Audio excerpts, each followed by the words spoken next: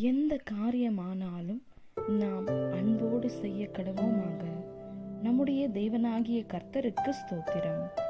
கொரிந்தியருக்கு எழுதின 1 நிருபம் 1 அதிகாரம். தேவனுடைய சித்தத்தினாலே இயேசு கிறிஸ்துவின் அப்போஸ்தலனாகும்படி அழைக்கப்பட்டவனாகிய பவுலும் சகோதரனாகிய சொஸ்தேனேயும் கொரிந்துவிலே கிறிஸ்து இயேசுவுக்குள் பரிசுத்தமாக்கப்பட்டவர்களாயும் பரிசுத்தவான்களாகும்படி அழைக்கப்பட்டவர்களுமாயிருக்கிற தேவனுடைய சபைக்கும் எங்களுக்கும் தங்களுக்கும் ஆண்டவராயிருக்கிற நம்முடைய கர்த்தராகிய இயேசு கிறிஸ்துவின் நாமத்தை எங்கும் தொழுது கொள்ளுகிற அனைவருக்கும் எழுதுகிறதாவது, நம்முடைய பிதாவாகிய தேவனாலும் கர்த்தராகிய இயேசு கிறிஸ்துவினாலும் உங்களுக்கு கிருபையும் சமாதானமும் உண்டாவதாக. கிறிஸ்துவை பற்றிய சாட்சி உங்களுக்குள்ளே சிரமப்படுத்தப்பட்டபடியே நீங்கள் இயேசு கிறிஸ்துவுக்குள்ளாய் எல்லா உபதேசத்திலும் எல்லா அறிவிலும் மற்றெல்லாவற்றிலும் சம்பூரணம் உள்ளவர்களாக்கப்பட்டிருக்கிறபடியால் அவர் மூலமாய் உங்களுக்கு அளிக்கப்பட்ட தேவ கிருபைக்காக நான் உங்களை குறித்து எப்பொழுதும் என் தேவனை ஸ்தோத்தரிக்கிறேன். அப்படியே நீங்களும் யாதொரு வார்த்தையிலும் குறைவில்லாதவர்களாய் நம்முடைய கர்த்தராகிய இயேசு கிறிஸ்து வெளிப்படுவதற்கு காத்திருக்கிறீர்கள். நம்முடைய கர்த்தராகிய இயேசு கிறிஸ்துவின் நாளிலே நீங்கள் குற்றம் சாட்டப்படாதவர்களாய் இருக்கும்படி முடிவு பரியந்தம் அவர் உங்களை ஸ்திரவப்படுத்துவார். தம்முடைய குமாரனும் நம்முடைய கர்த்தருமாயிருக்கிற இயேசு கிறிஸ்து உடனே ஐக்கியமாய் இருப்பதற்கு உங்களை அழைத்த தேவன் உண்மையுள்ளவர். சகோதரரே, நீங்கள் எல்லாரும் ஒரே காரியத்தை பேசவும் பிரிவினைகள் இல்லாமல் ஏக மனதும் ஏக யோசனையும் உள்ளவர்களாய் சீர்பொருந்தி இருக்கவும் வேண்டுமென்று நம்முடைய கர்த்தராகிய இயேசு கிறிஸ்துவின் நாமத்தினாலே உங்களுக்கு புத்தி சொல்லுகிறேன்.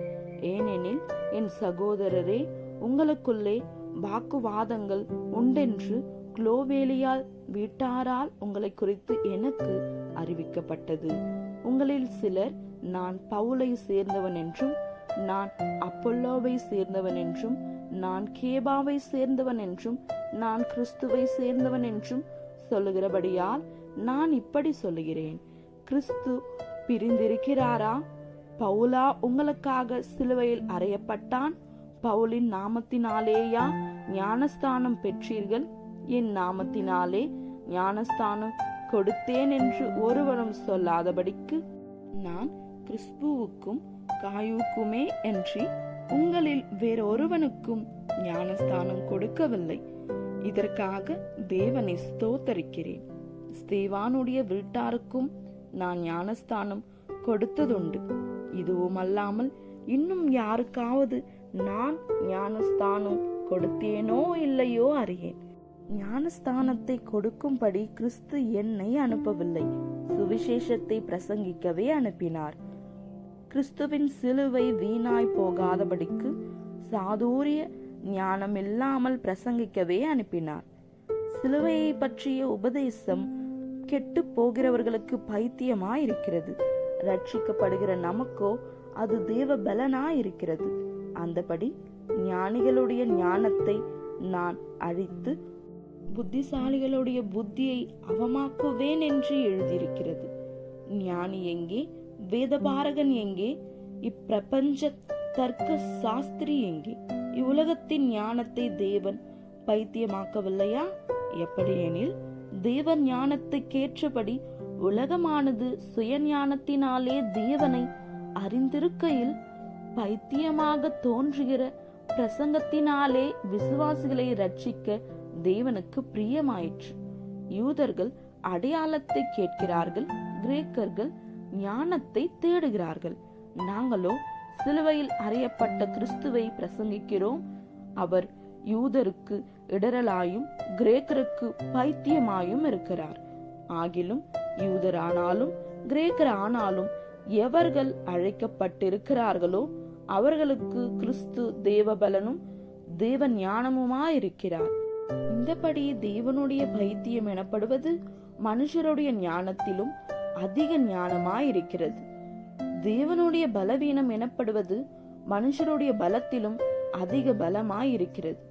எப்படியெனில் சகோதரரே, நீங்கள் அழைக்கப்பட்ட அழைப்பை பாருங்கள். மாம்சத்தின்படி ஞானிகள் அநேகர் இல்லை, வல்லவர்கள் அநேகர் இல்லை, பிரபுக்கள் அநேகர் இல்லை. ஞானிகளை வெட்கப்படுத்தும்படி தேவன் உலகத்தில் பைத்தியமானவைகளை தெரிந்து கொண்டார். பலமுள்ளவைகளை வெட்கப்படுத்தும்படி தேவன் உலகத்தில் பலவீனமானவைகளை தெரிந்து கொண்டார். உள்ளவைகளை அவமாக்கும்படி உலகத்தின் இழிவானவைகளையும் அற்பமாய் எண்ணப்பட்டவைகளையும் இல்லாதவைகளையும் தேவன் தெரிந்து கொண்டார். மாம்சமான எவனும் தேவனுக்கு முன்பாக பெருமை பாராட்டாதபடிக்கு அப்படி செய்தார்.